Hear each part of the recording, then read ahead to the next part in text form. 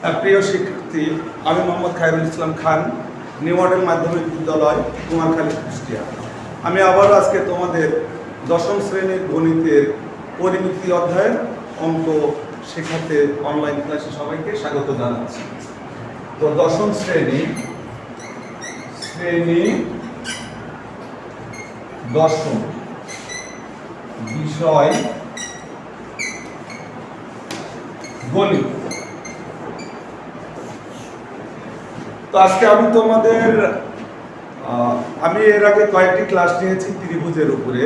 তো আজকের আলোচনা থাকবে সমদ্বিবাহু ত্রিভুজের ক্ষেত্রফল নির্ণয়। তো আজকের পাঠ শিরোনাম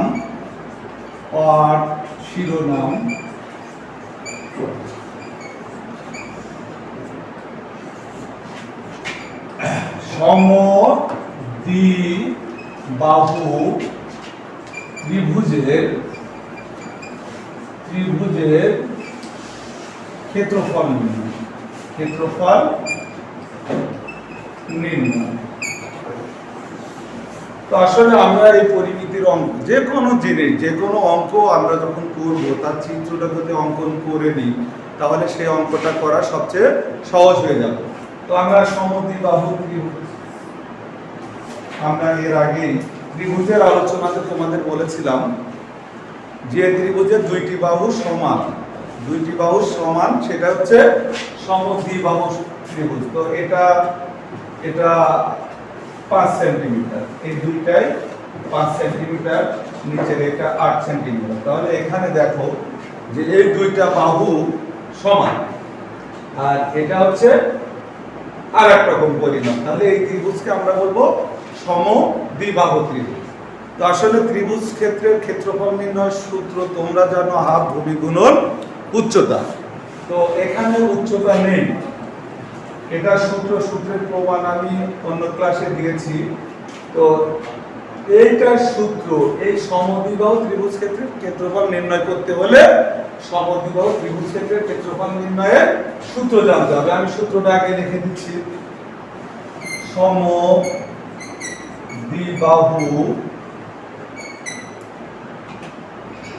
ত্রিভুজের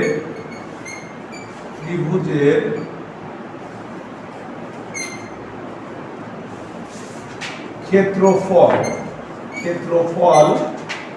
নির্ণয়ের সূত্র যদি জানো এবং সূত্রের চলকগুলা যদি তোমরা বুঝতে পারো তাহলে অঙ্ক একেবারে সহজ হয়ে যাবে। তো শিক্ষার্থীরা তোমরা লক্ষ্য করো, তাহলে আমরা লিখতে পারি ক্ষেত্রফল সমান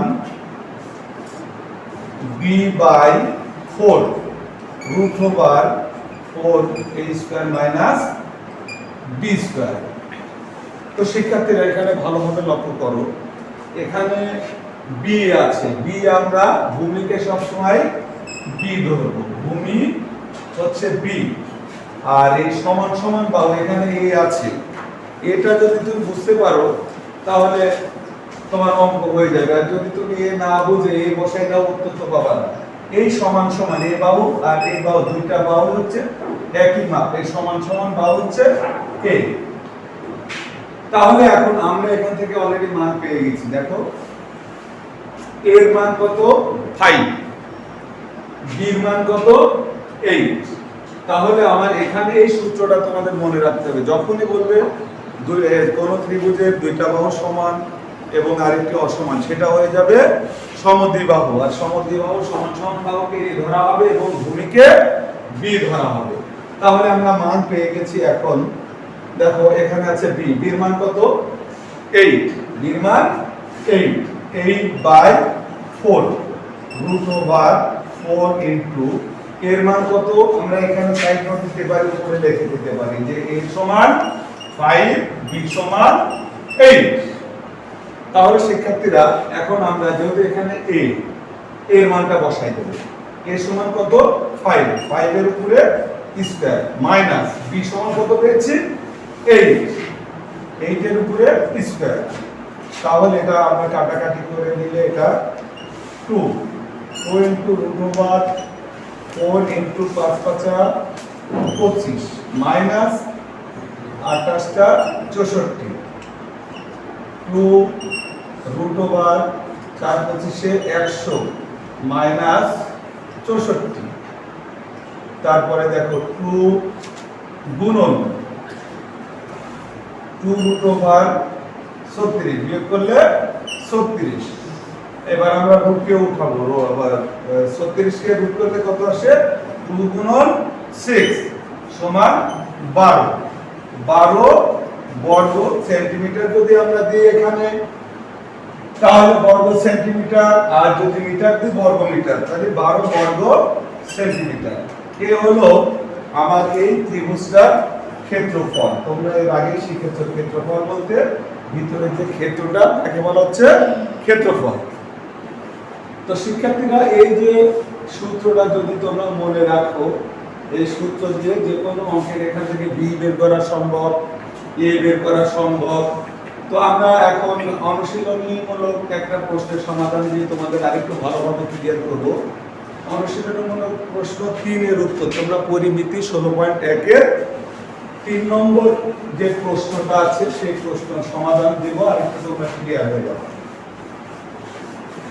সেখানে রয়েছে কোন একটি সমদ্বিবাহু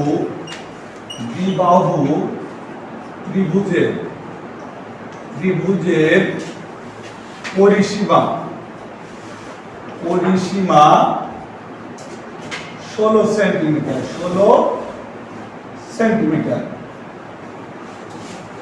সেন্টিমিটার। আমি কি বোঝাচ্ছি? মিটার দিলে মিটার, সেন্টিমিটার দিলে সেন্টিমিটার।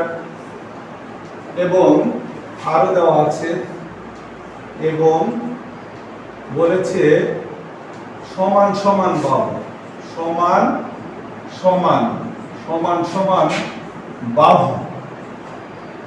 সমান বাহু ভূমি 5/6 অংশ। ক্ষেত্রফল কত? আমি আবারও বলতেছি শিক্ষার্থীরা, যে অঙ্ক পড়ে আমাদের বুঝতে হবে কি চাচ্ছে। আমরা যদি সেটা না বুঝতে পারি তাহলে অঙ্কের কাঙ্ক্ষিত রেজাল্টে আমরা পৌঁছাতে পারবো না। তোমাকে প্রশ্ন করা হলো তুমি কেমন আছো, তুমি বলতেছো আমি ভাত খেয়ে আসছি, এটা কিন্তু সেই উত্তর হবে না। তাহলে তোমাদের আগে বুঝতে হবে যে কি বলতেছে, যা বলতেছে সেই মোতাবেক ছুটতে হবে। এখানে বলেছে সমদ্বিবাহু ত্রিভুজ। যখন তোমরা সমদ্বিবাহু ত্রিভুজ একটা অঙ্কন করবে, তাহলে এই ত্রিভুজে কি থাকে? এই ত্রিভুজে সমান সমান বাহু থাকবে, এর একটা মাপ থাকবে। আচ্ছা, এ বি সি আমি একটা ত্রিভুজ দিয়ে দিলাম, আর নিচের অংশকে আমরা বলবো ভূমি। এখানে বলেছে সমান সমান বাহু কয়টা থাকবে? 2টা থাকবে, কারণ এই পাশেরটা যা হবে এই পাশেরটাও তাই হবে। তো সমান সমান বাহু ভূমির 5/6 অংশ।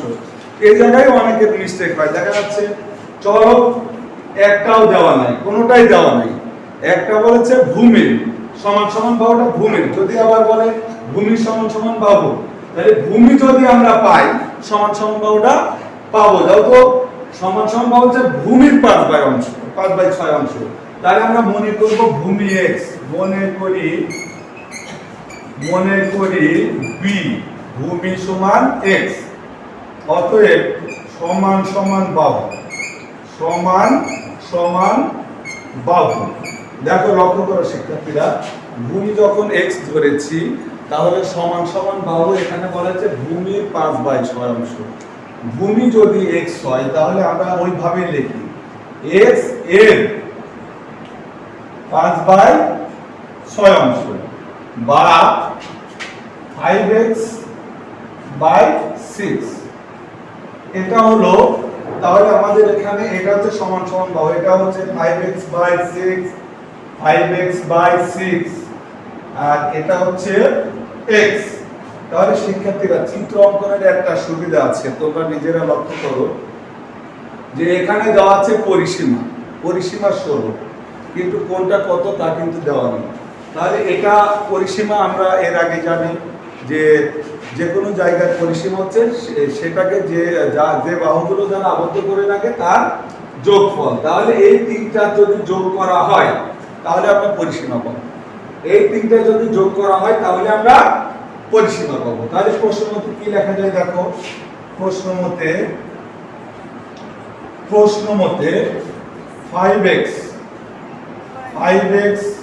by 6 plus 5x by 6 plus x, এখানে কিন্তু তিনটা বাহু চলে এসেছে। তোমরা কিন্তু অনেক সময় ভুল করে থাকো যে 5x by 6 plus x, দুইটা বাহু দাও আর একটা বাহু দাও না। তো এখানে তিনটা বাহু এসেছে, তিনটা যোগ করলে কত হবে প্রশ্ন আছে, কত হবে 16।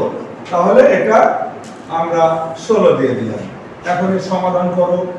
এত ক্লাস 6 এটা বারবার বলা লাগবে না। দেখো লসাগু হবে 6, তাহলে 5x প্লাস সরাসরি গুণ 6x সমান 16 বা আড়াআড়ি গুণ করবে। এগুলো যোগ করলে দেখো তোমরা 5 5 10 8 16x সমান, এটা আড়াআড়ি গুণ হয় সমীকরণের 6 16 96। আমাদের মান তো 16x এর দরকার না, মান দরকার কত x এর। তাহলে এখান থেকে আমরা x সমান 96 ভাগ 16 সমান 6। x টা কি ভূমি, অতএব এখানে b সমান 6 দিয়ে দিলাম। পাশে আমরা এটা ভূমি কত পেয়েছি শিক্ষার্থীরা এই হিসাবে দেখো, যেহেতু এখানে আমরা প্রথমে ধরেছি b, ভূমি হচ্ছে x, b হচ্ছে x, তাই এখানে x এর মান 6, অতএব ভূমি হচ্ছে 6। তাহলে এটা 6 আর সমান সমান বাহু কত পেলাম বের করে নিই। সমান সমান বাহু হচ্ছে 5x by 6, 5x by 6। তাহলে 5 গুণন x এর মান আমরা পেয়েছি 6 by 6, 6 6 কাটা সমান সমান বাহু হচ্ছে 5cm, এটা পেয়েছি 5cm।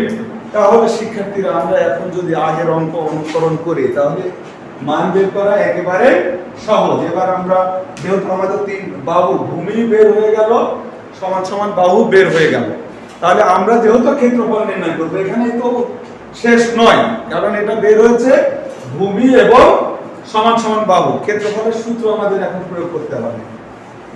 তাহলে তোমরা যা জানো আমিও তাই জানি, একটু আগে যা শিখাইছি সেটাই লেখা হবে। সমান সমান বাহু, ভূমি সবই পেয়েছি, এবার ক্ষেত্রফল লিখি আমরা। ক্ষেত্রফল সমান b by 4 root over 4 a square minus b square। তাহলে শিক্ষার্থীরা এখন লক্ষ্য করো যে b কত পেয়েছি 6, b পেয়েছি 6 by 4 root over 4 into a পেয়েছি কত, এখানে আমরা সাইড নোট দিতে পারি যে a সমান 5 আর b সমান 6, এটা দিয়ে রাখলে আমাদের অঙ্ক করা সুবিধা হবে। তো এখানে 4 into a square 5 square minus b square, b হচ্ছে 6, b হচ্ছে 6 স্কয়ার। তাহলে আমরা ক্যালকুলেশন করি, কেটে দিলাম 3/2 আচ্ছা, রুট ওভার 4 into 25 বিয়োগ 636, তাহলে 3/2 রুট ওভার 100 বিয়োগ 36, 3/2 রুট ওভার 636, তাহলে আমরা মাইনাস করি 6 6 10 4 10 হাতে 1 4 64, তাহলে 3/2 গুণন 64 বর্গমূল, 64 বর্গমূল হবে 8 8 আর 2 কাটাকাটি করো 4, অর্থাৎ 3 4 12 cm, বর্গ cm হবে। যখন ক্ষেত্রফল বের হবে তখনই বর্গ cm হবে। তো শিক্ষার্থীরা এখান থেকে ক্লিয়ার হয়, এটা আমরা রিপিট করার দরকার নেই। আমরা যখনই ক্ষেত্রফল চাবে তখন এই সূত্রটা আগে মনে করব যে এই সূত্রটা দিয়ে আমরা ক্ষেত্রফল নির্ণয় করব। তারপরে দেখব যে এই চলকের কোন মানটা নাই, প্রয়োজনে সেই মানটা আমরা বের করে নিয়ে সূত্রে মান বসাই দিয়ে কমপ্লিট করলে অঙ্কের উত্তর আমাদের সঠিক বের হয়ে যাবে। তো শিক্ষার্থীরা আজকের মতো এখানে শেষ করছি, আবার আগামী ক্লাসে দেখা হবে। সবাইকে ধন্যবাদ, আল্লাহ হাফেজ।